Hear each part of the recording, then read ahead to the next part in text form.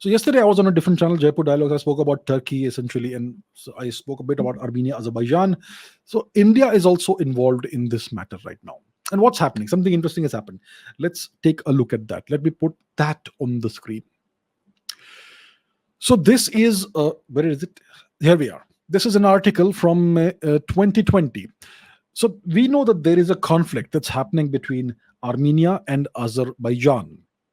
So the conflict, it goes back. It's a historical conflict that goes back to the beginning of the 20th century, and the conflict heated up in the late 1980s when the USSR was on the verge of breaking up. I think everybody could sense the direction in which things were going. The USSR was going to break up sooner or rather than later. And there is a territory called Nagorno Karabakh, also known as Artsakh, which is the bone of contention. So historically, Armenia has occupied this. Let's take a look at the map to understand. So we know where India is. Let's go north and west, and we come to Turkey. And over here, between Turkey and Azerbaijan, there's this nation called Armenia. It's a very old nation, Armenia, at least 2,500 years old, right? And then, and Anatolia was entirely Greek. Cyprus was entirely Greek. And now we have Azerbaijan here, which is a Turkic nation. And the Turks want to essentially complete what they could not finish in the early 20th century. They want to eradicate Armenia, erase Armenia from the world map, and create a pan-Turan corridor. So on the other side of the Caspian Sea, we have Turkmenistan. So the Turks would like to create a corridor which connects Turkey to Azerbaijan and to Turkmenistan, and Armenia is in the way. So they would like to eventually, get rid of Armenia from the world map itself. And they are trying to do it piece by piece, piecemeal. So there is this territory called Artsakh, which is also called Nagorno Karabakh. The two nations went to war, Armenia and Azerbaijan, in the early 1990s after the Soviet Union broke up, and Armenia was able to prevail in that conflict, and it took over. It was able to integrate Artsakh or Nagorno Karabakh into its own territory. Then Turkey got involved, and they've been aiding Azerbaijan. They've even been sending Syrian mercenaries into Azerbaijan to help them. And in the late 2010s, in 2016, 2017 onwards, the conflict heated up again. In 2020, there was this Artsakh war, and the Azerbaijanis were able to defeat Armenia, and they took over this territory. And the Turks and the Azerbaijanis essentially want Armenia to cease to exist. Israel is supporting Azerbaijan because a significant portion of the population of northwest Iran is ethnic Azerbaijanis, Azeris. And if Israel helps Azerbaijan, it will be able to influence the Iranian Azerbaijanis too, which could be problematic for Iran. Iran and Israel obviously have this mortal enmity. Iran has sworn to destroy Israel, so that's the thing that's going on there. Now, Turkey is very anti-India. We know that. They are very pro-Pakistan. We know that.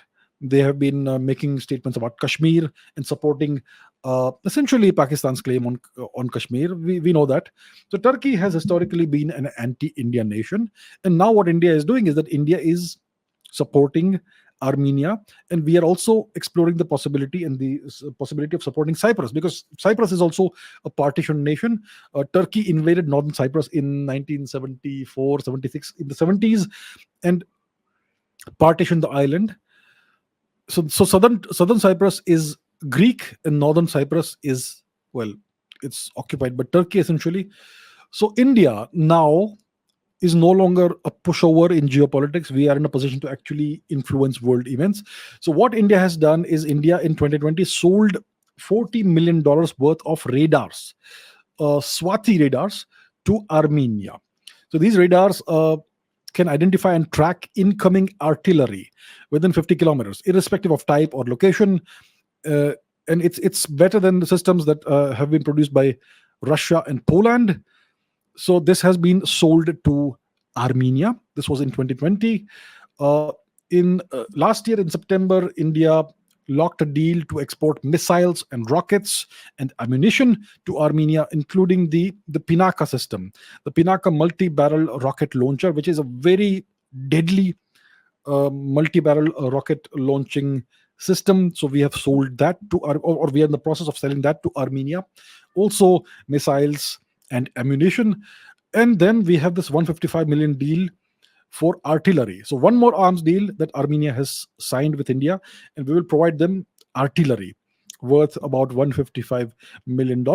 We are exporting 155 millimeter artillery gun systems to Armenia over the next 3 years. So if you look at the cumulative total figure of the sales of the arms sales from India to Armenia, it's roughly in the $500 million mark, which is not a trivial amount. There is a substantial amount of money that's involved, which means a lot of Indian arms and ammunition are going to flow into Armenia. It will bolster their capabilities to resist any more aggression from Azerbaijan, which is a proxy of Turkey, right? So it makes Turkey and Azerbaijan's job difficult. They would like to eradicate Armenia from the world map. It's not that easy. So India is supporting Armenia in this conflict by selling these weapons systems, which will bolster Armenia's capabilities. Now, this is what's happened. This is a news report from 31st of January. Armenia National Security Service exposes new case of high treason. There's a video here, and there's this guy, this individual Armenian person who has been arrested by their intelligence services. It says, as a result of the activities by the National Security Service of Armenia, it was found that an Armenian citizen who is an officer of a military unit and has the rank of captain has been in the center of attention of foreign special services since the beginning of 2021 and was recruited by them. In essence, this person was spying for a foreign special service or a foreign intelligence service. After being assigned to another military unit as the head of one of the services and receiving a proposal to continue collaboration through messages from foreign special services and accepting it, he undertook to collect and hand over to these foreign special services information constituting state and official secrets of the military sphere of Armenia. In April May 21, he handed over military information constituting a state and service secret to a foreign special service, including information on military equipment purchased from India, for which he received money twice and a mobile phone and so on and so forth. Searches are being carried out, and this person remains in custody, and the criminal investigation is continuing. So in April and May 21, he handed over state secrets, military secrets, to a foreign intelligence service, which included information of military equipment purchased from India. In 21, the only military equipment Armenia had received from India was the Swati radar system, which is a very sophisticated radar system. So this report does not tell us which foreign intelligence service recruited this spy, this traitor.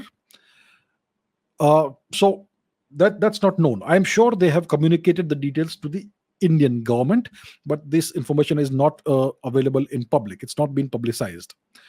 So it could either be Azerbaijan, it could either be Turkey, or maybe some other larger nation whose identity we can only guess at.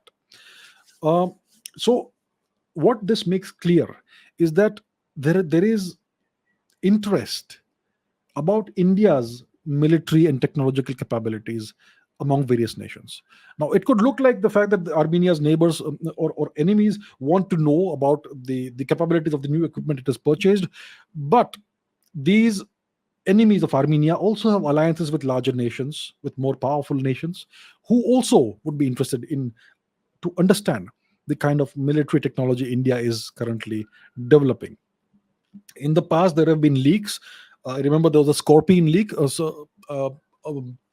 A French military official had leaked certain specifications and parameters of the Scorpion submarines that were being built for India. Scorpion is a French company, as we know. Yes. So yes, in recent times, there is more and more interest in the military capabilities and the technologies that India is developing.